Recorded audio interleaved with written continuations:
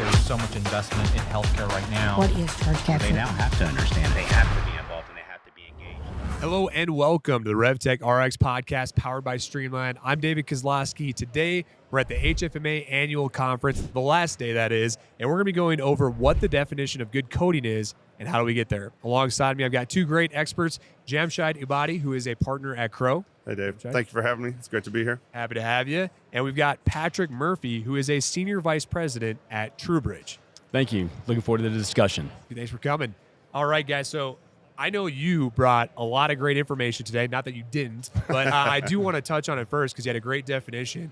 What would you say the definition of good coding is? So over the years in medical coding, we've really come up with a pretty good definition, and really it's accurate and efficient assignment of diagnosis and procedure codes based on the thorough documentation provided by the providers. That paints a really good picture of the patient's stay at the facility, but ultimately leads to data analysis and then accurate reimbursement. Yeah, that's great. Do you rebuttal?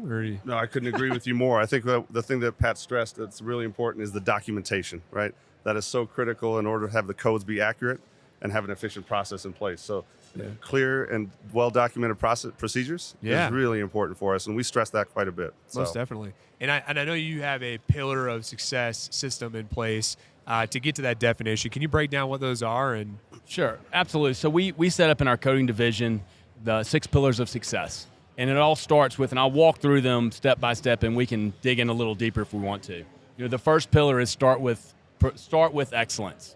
Hire the best people out there. The second one is laser-focused performance reviews and continuous feedback to your coders. The third pillar is compliance. You're within the medical coding area, you really have to be top-notch with your compliance programs. The fourth pillar is your communication, both internally within your coders, but also externally to your providers. The fifth one is partners. We can't do it alone. You've got to find accurate partners and partners you can trust from technology as well as staffing to help you when in your time of need. And then the last pillar is, the technology. There's such great technology out there that can help you become more efficient and more effective with your coding. Sure. Let's break down. Let's start from the top. I want to go over, start with excellence. Everybody says hire the best, but how do you do that? Where are you finding these great people? So I think the first step is don't be afraid to test them. Right, you people can tell you they're a great coder or they're a great employee, but put them through a test that's timed so you can see their scores, and that's the first kind of cut in the hiring process is can they pass a coding test to apply their skills in a real world scenario, and then based on that, look at their credentials. What type of credentials are they? What's their history from? Are they a profi coder or a hospital coder? And really focus in on the type of coding they're going to be doing and test them on that. Yeah, so are you testing them before or during the interview process, or? Yeah, the first step is they can apply, and before we even get an interview, we'll send them a link to a test. Interesting. What, have you had a similar experience? You test your... So we have. So a lot of our clients go through that testing process. That's part of the interview process to make sure that they are at the level that they would expect to be. And then I think Pat mentioned something really critical there, right? Expectations is really critical as well. So if you expect the best from your folks, you usually, they'll achieve that, right? Secondarily, I think one of the layers that's really important is supporting them through training, supporting them through understanding of the systems that they'll have in place, and then the communication and the relationships they'll have with their, either alignment with their partners or with the providers as well, right? So there's a couple critical steps there that Pat mentioned in this, and I love the platform and the 6 steps that you've articulated. And we'll be getting into some detail there. So yeah, on the performance side, Pat, break that down, man. Yeah, so from a performance of a coder, it's all about accuracy and efficiency. And so what we try to do is we're doing quality assurance every quarter on every coder, and that continuous feedback loop with them on their performance and how they're doing. So when there's good evaluations, they know they're going to be a good evaluation. If there's going to be a poor evaluation, you're not getting a surprise. They're always in the know of how they're doing. And we do that in order to continue to drive their success and to maybe help them get better, go to a different level in coding, maybe to move from an outpatient coder to an inpatient coder. And so we identify that in that performance review process so we can find our shining stars out there and reward them accordingly. Sure. Do you ever find that, like, how crucial, I guess, is performance through all this? I would assume it's really high. So, Oh, absolutely. I mean, from a coding standpoint, the gold standard is 95% accuracy, and so they have to achieve that. There's no There's no question. Whether you're in a facility providing great coding for your facility or you're a vendor, you have to provide top-notch quality. And the only way to do that is to QA it and provide them the feedback. I've never really seen anyone wake up in the morning and say they're going to go do a bad job at work. Right. They're there to do a good job. They think they're doing a good job, and the only way they know is to tell them. And to be transparent. Don't hide anything. You should be everything's above board, what you're doing, and relay how well they're doing and celebrate their successes. Sure. Absolutely. And Dave, if I could chime in, I think one of the things there is that transparency, right? And letting them know that they will be evaluated, right? So we have clients who do an audit of the performance every now and again. They do evaluate their coders. It's such an underappreciated role for the most part, right? And I think what Pat's saying there is not only do you evaluate them, but then you position them for success, right?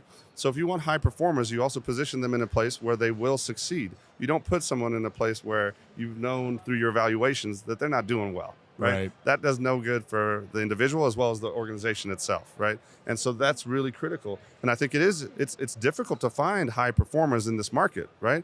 Very difficult to retain them as well. It's a very competitive landscape right now. And I think transparency, clarity of role, positioning them for success is going to help with the retention of these folks as well. So I do want to touch on retention in a minute, but we'll keep going through these pillars because the retention one is an interesting conversation, I think, in general, outside of just your guys' industry, but even in the healthcare space or a hospital space. Compliance. You mentioned compliance. Give me that breakdown. You said a lot, so I'm going to have you keep re-breaking them down, and I might ask more questions. Compliance was your third. What do you got there? From a compliance standpoint, the coders are reviewing documentation and translating it to a diagnosis code or a procedure code. And in order to do that, they have to do it accurately. And if you can't upcode or undercode. And so from a compliance standpoint, you really have a robust auditing system. So normally we code, and I've seen it, we audit about 2% of all the charts that are coded. And we're giving them that feedback down to the very granular level so they know any error that they may be making. And so when you do that, then that ultimately doesn't get you in trouble from an audit. Because ultimately that's what you want to do is you want to paint the picture of the patient's health and all the procedures and the treatment that you did there to a point. You want to be exactly with that. You don't want to be over or under. And so I think from a compliance standpoint, you can get in trouble if you're not doing that type of audit with coders. Sure. It puts you at risk. Yeah, and I think that compliance is so important. The feedback loop to those individuals is critical because like you said earlier, I don't think anybody wakes up thinking they wanting to do a bad job, right? And I do think that that's true. It's usually a habit that forms, right? And so being able to have data behind some of the things that are habitual in terms of performance and being able to show things that we could improve on, I think is really helpful from somebody like myself, right? But certainly I think other people that feedback loop is really critical for them too. And I think you have formal policies and procedures. You give them the guidelines. They go to school to be a coder, they learn how to do it, but then they have to apply it. And I think you give them those formal policies and procedures and hold them accountable to doing it. Right. If they miss a beat, if they miss it, that's not, everyone makes mistakes. 95% accuracy. What that means is that's 5 charts out of every 100 that there might be an issue.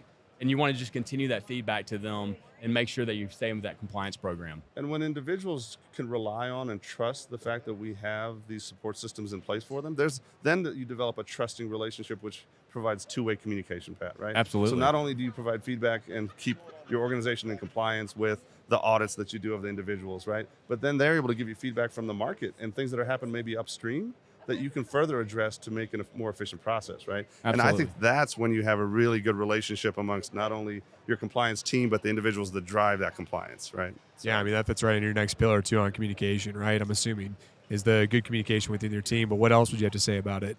I think from a communication standpoint, what's very important in the coding world is the communication with the providers. That documentation we just talked about a little bit ago. The physicians went to school to be a physician, not to document. And so you have to make sure through a CDI program or some type of program, clinical documentation improvement program, they're documented accordingly. And when they're not, query them appropriately so you're always in that constant communication with your physicians, but also the communication with your revenue cycle staff.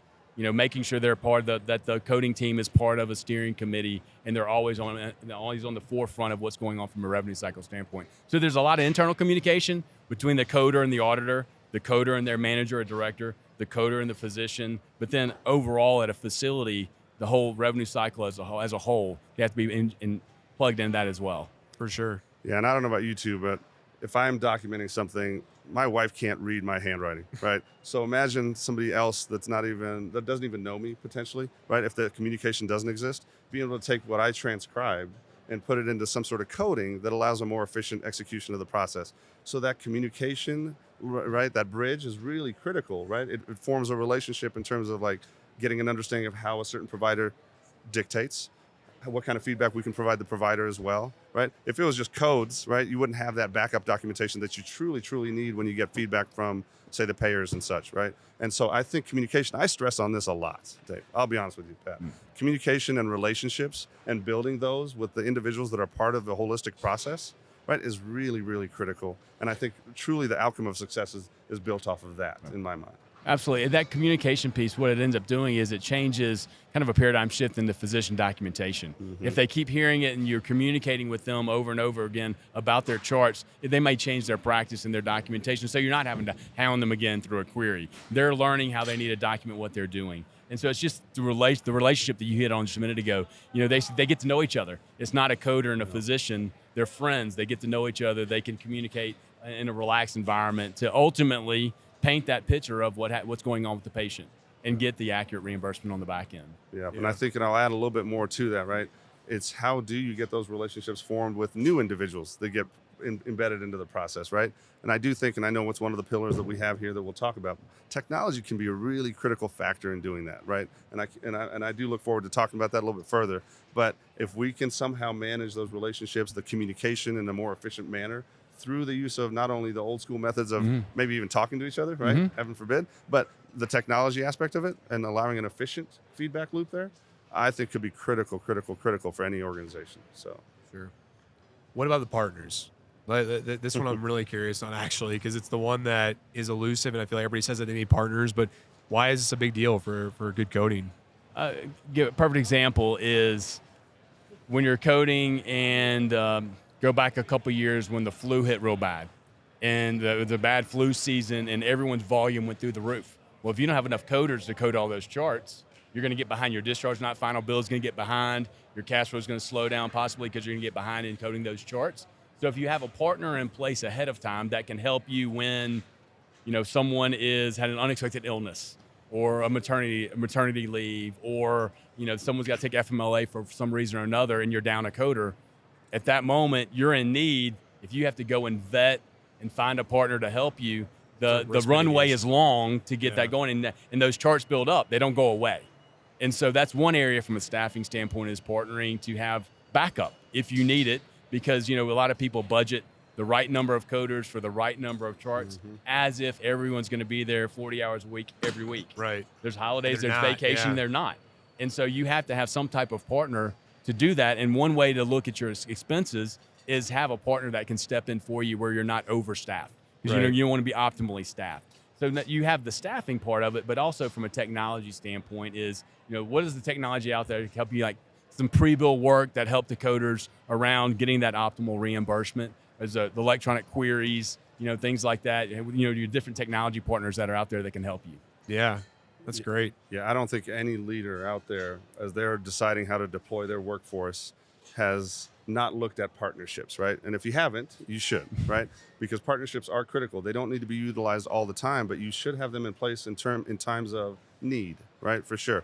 And then the technology aspect of that partnership is really critical as well, because there's such a great amount of data within the codes and within the documentation that if you can analyze that and do some sort of detection of trends or anomalies that are coming up, and be able to have that as a feedback loop to your people, and then decide whether you can handle those things internally or create partnerships within that, then I think that'll be really great, right? That would be the way that I would move forward within any organization, but certainly one that's so data intensive, so time critical, right? And has so many different authoritative figures or authoritative entities providing oversight over your processes. Really, really important. So, yeah. And another area from partnering is kind of third-party auditing. You know, you can have a QA team embedded within your organization that's auditing your coders, but it's always good, maybe once a year, to get a third party and bring them in and audit your charts, just to make sure to hold your auditors accountable. Yeah.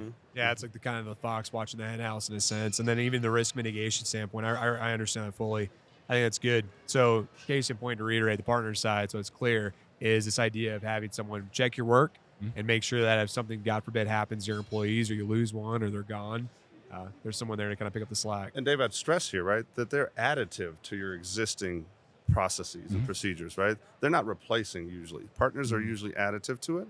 And so the fear of getting someone's job replaced should go away if you've clearly articulated roles, responsibilities, and the reason why partnerships exist. Right. Sure. So that should calm the fears down even internally. You're not if taking there my are any. job. Exactly, right? You're here to That would help be my it, biggest so. worry is, oh my gosh, you're bringing in a technology or you're bringing in some external firms with resources. Is my job safe? Sure. And that certainly is something that needs to be squashed and communicated across to your team to make sure that it's effective and it's used in an effective manner. Well, that's fair. Yeah. Technology is the fun one. That's why we're here. I feel like technology is a big impact right now in healthcare.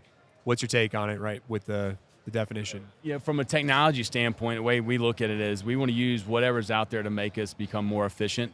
From a query standpoint, from a work list standpoint, putting rather than having coders pull accounts, push accounts to them, where there's always the get next to get next. So from a technology, from a workforce standpoint, is making sure they're getting the right number of charts on an hourly basis. But then also looking at, to your point about, am I worried about my job?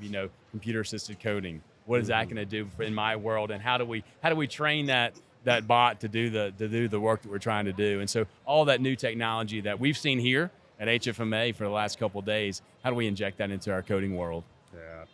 Technology, Dave, you mentioned it, right? I mean, it is such an impactful piece of any business and has been for the last few decades, but certainly will be over the next few decades as well. And it's going to evolve so quickly and rapidly that I think we need to be nimble enough to be able to adjust, right? So everything from, the number of codes that we're dealing with here is in the tens of thousands, hundreds of thousands of codes.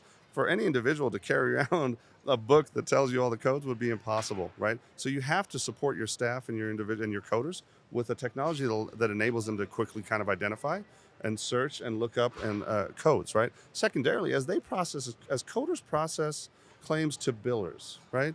There is something there that needs to happen as well to make sure that they identify kind of trends, identify any rebills that happen, identify anything that gets denied that we can handle up front before it gets out of the organization's hands, right? And I think technology can be critical there. And I'll reiterate the one thing that I said earlier. I personally think I love the feedback in terms of trends that we're seeing internally. Anomaly detection that we could identify through technology. There is so much data. And if you don't have a data management kind of thought process or strategy around this, I think that's where technology could really be an augmented piece to your current solution that you have internally. That's fair. Yeah. I think it's great that we got these 6 pillars, and I think we've covered a lot, but I do have one thing I need to ask. This crazy work environment where there's so much competition. You both mentioned it. You got to keep your staff, have good communication, transparency. We brought up a lot of these things. Individually as leaders, what do you do to keep your current staff from leaving? A couple different things. One, in the coding world, they were already remote. So you didn't have to worry when COVID hit, they were already working from remote environment. What we do is we do daily huddles. Everyone's on camera. Everyone has to turn their camera on. So you're trying to get that feel and touch and feel. I get to know you and you get to know me. You get to look each other in the eye every morning to see what's up for the day. And reward your people. Pay them well. It costs a lot more to hire someone than pay someone an extra $1 or $2. Right. Reward them, give them good performance reviews, and just the soft things. Send them a letter. Send them what their favorite restaurant is. Send them a gift card. Make your employees should feel wanted and needed. Yeah. And then when they do that, they may not leave for that extra $1 because we've seen plenty of coders and employees and will leave to go somewhere else for an extra little bit of money, then try to come back, right? It's how you're valued. And it's the intangibles that keeps people. Money doesn't keep people. Right. It's the intangibles. I had a leader that I worked with once that said, you're never going to be the highest paid company, but you can make people enjoy their job and they'll stay. So, I think that's a very valid point. What about you? Yeah, if I had this answer, I would probably be a billionaire, right? Exactly. But no, we can all give our thoughts. Now, Yeah. I truly think the statistics that we see, and we dig into this pretty heavily, Dave, I think employees really value flexibility, right? They want to feel a part of a team still. And Pat mentioned it. How do you do that in a virtual environment? It's difficult, but there are methods to do that, right? And then they want to be a part of an organization with a sense of purpose, right? That's greater than just of themselves. And so what I think it goes back to is not only hiring the right individuals, but giving them a sense of purpose. It's about defining yourself as an organization and being true to that, right? So that might not be a fit for everybody, but for those that it is a fit for, then you have long-term kind of sustainable model there. I think you'll have greater loyalty and a greater level of performance as well from the individuals that do decide to join the team. Yeah. And so that's where I think we need to really focus in on is organizational definition with a sense of purpose. Yeah. Right, for our folks. Yeah, and I think that's important. What's your true north? Yeah, Everyone right. should know True what your north. true north Absolutely. is. And if you know that and you know your part in that, then everyone's marching in the same direction. Yeah. And that absolutely. takes care of your attrition. Everyone's on the same page. Yeah, I feel like that could be a whole podcast in itself. But when you mentioned it, I was like, we got to touch on it because it's such a sensitive topic today. Man, I appreciate you guys going over this. I know it was a quick podcast, but thank you guys so much for coming on. And I hope to get you back on soon and talk about some other more passionate topics that we have in healthcare. So thank Sounds you great. guys. Appreciate it. Yeah. And thank you all so much for listening. Again, I'm David Kozlowski with the RevTech Rx Podcast powered by Streamline. See you soon.